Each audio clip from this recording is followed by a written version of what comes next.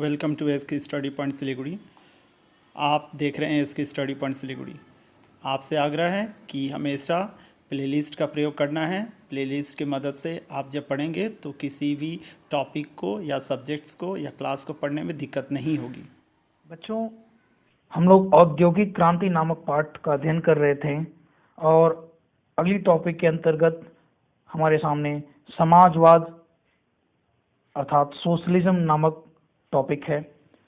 और यह टॉपिक समाजवाद, इसके बाद कार्ल मार्क्स के बारे में पढ़ेंगे, हम लोग मार्क्सवाद के बारे में पढ़ेंगे। बच्चों, काफ़ी महत्वपूर्ण, काफ़ी इम्पोर्टेंट टॉपिक है और काफ़ी जटिल भी है। तो काफ़ी सरल भाषा में मैं समझाने का प्रयास करूंगा और आप ध्यानपूर्वक इसे समझने का प्रयास कीजिएगा।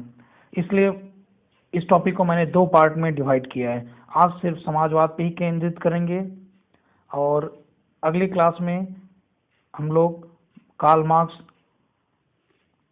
और मार्क्सवाद के बारे में पढ़ेंगे। ठीक है, तो ध्यान से सुनिएगा बच्चों। औद्योगिक क्रांति के फलस्वरूप कारखाना प्रथा शुरू हुई, फैक्ट्री सिस्टम, उद्योग धंधे लगे। कब लगे? औद्योगिक क्रांति के बाद। समझ गए? तो औद्योगिक क्रांति के बाद समाज में नए वर्ग पैदा हुए हैं। इसके बारे में मैंने बता दिया आपको। एक वर्ग था पूंजीपति वर्ग, दूसरा वर्ग था श्रमिक वर्ग यानी मजदूर वर्ग। पूंजीपति वर्ग के पास धन था, संपत्ति थी, ये संपन्न वर्ग था। और श्रमिक वर्ग जो फैक्ट्रियों में, उद्योगों में काम करने वाले मजदूर थे, उन्हें श्रमिक कहा गया। समझ गए? उत्पादन पद्धति पर पूरा नियंत्रण पूंजीपतियों का था। किसका था? पूंजीपतियों का उत्पादन पद्धति पर पूरा नियंत्रण था। समझ गए बच्चों? इसके फलस्वरूप क्या हुआ कि राष्ट्रीय संपदा में वृद्धि हुई, लेकिन यह संपदा कुछ उद्योगपतियों और पूंजीपतियों के हाथों में ही केंद्रित हो गई। दिन प्रतिदिन पूंजीपति जो हैं ये धनी होते जा रहे हैं। क्या होते जा रहे हैं? धनी होते जा रहे हैं। इनकी पूंजी में, इनके धन में इजाफा हो रहा है, लेकिन श्रमिकों की स्थिति में कोई सुधार नहीं हो रहा है। मजदूर जैसे थे वैसे ही बने रह गए हैं। समझ गए? और मजदूरों के सामने अनेक चुनौतियां थी। आवासीय सुविधा नहीं थी, स्वास्थ्य की सुविधा नहीं थी, शिक्षा की सुविधा नहीं थी। बच्चों, इन्हें कम वेतन देकर, ये पूंजीपति हमेशा ये कोशिश करते थे कि कम वेतन देकर श्रमिकों से काम कराया जाए ताकि लाभ अधिक से अधिक कमाया जाए। तो पूंजीपति जो हैं ये हैं, इनका मुख्य उद्देश्य क्या था? लाभ कमाना था।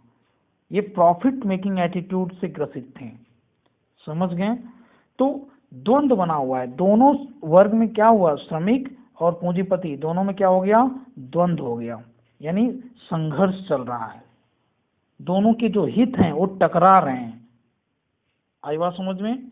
पूंजीपति चाह रहा है कि कम से कम पैसे पर हम मजदूरों से काम कराएं और उन्हें कम से कम सुविधा प्रदान करें ताकि हमारा लाभ ज्यादा हो, मुनाफा ज्यादा हो। और श्रमिक चाह रहे हैं कि हमें अधिक से अधिक वेतन दिया जाए, अधिक से अधिक सुविधाएं दी जाए। तो दोनों के हित टकरा रहे हैं इस नए औद्योगिक समाज में। समझ गए? तो द्वंद्व के कारण, इस द्वंद्व का समाधान करने के लिए समाजवाद नाम का एक नया कंसेप्ट सामने आ रहा है। समझ गए? तो श्रमिक और मालिकों में द्वंद्व जो अनिवार्य हो गया था, इसके समाधान के लिए समाजवाद का कंसेप्ट सामने आ रहा है। समझ गए बच्चों? बच्चों, समाजवाद के बारे में थोड़ा बहुत मैंने पिछली क्लास में बताया था, ध्यान से सुन लीजिएगा।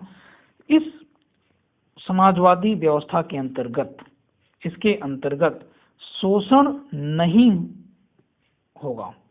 समझ गए? पहली क्राइटेरिया कि शोषण नहीं होने की बात की जा रही है। जो श्रमिक यहाँ शोषित हो रहे हैं, इस संभावना को यहाँ पर जो है नकार दिया जा रहा है। ठीक है? और जो उत्पादन पद्धति है, धन संपदा है, उस पर समाज का नियंत्रण होगा, न कि किसी व्यक्तिगत पूंजीपति का, न कि किसी व्यक्तिगत धन्ना सेठ का। समझ रहे हैं? समाजवाद के अंतर्गत जो संपत्ति है वो सामूहिक रूप से समाज की होगी। अगर किसी उत्पादन पद्धति से, उद्योग धंधे से, फैक्ट्री से लाभ मिल रहा है तो वो पूरे समाज को बांटा जाएगा, न कि किसी व्यक्ति विशेष को बांटा जाएगा। ये एक काफी महत्वपूर्ण पहलू था किसका? समाजवाद का। समझ गए? आई बात समझ में आपको?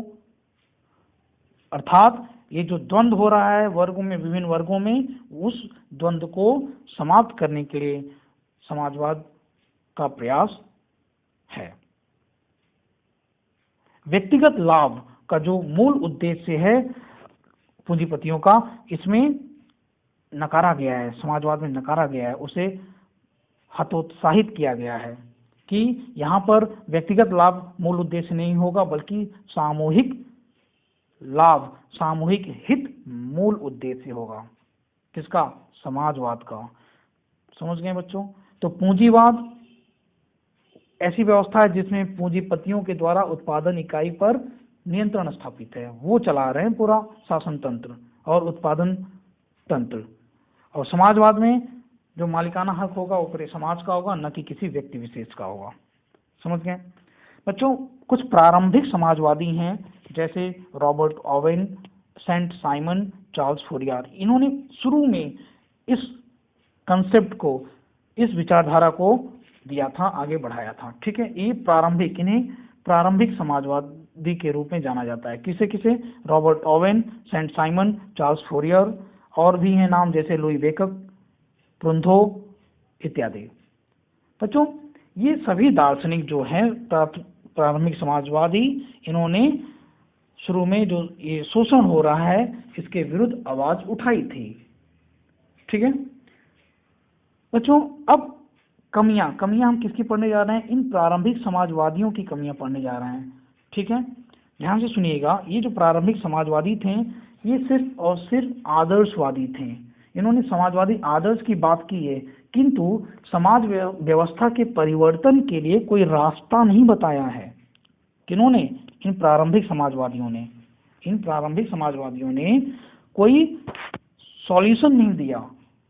संघर्ष के बारे में तो बता रहे हैं, शोषण के बारे में तो बता रहे हैं कि श्रमिकों का, मजदूरों का शोषण हो रहा है, लेकिन ये हल कैसे होगा इसके बारे में ये शांत हैं। इसलिए कार्ल मार्क्स तथा उनके समर्थकों ने इन्हें यूटोपियन सोशलिस्ट कहा है। यूटोपियन मतलब हो जाएगा यहाँ पे अवास्तविक या स्वप्न में जीने वाला बताया गया है इन्हें। किन्हें? इन्हें। समझ गए बच्चों? अब प्रारंभिक समाजवादियों के जो आदर्श थे इनकी आलोचना काफी तरीके से हुई है।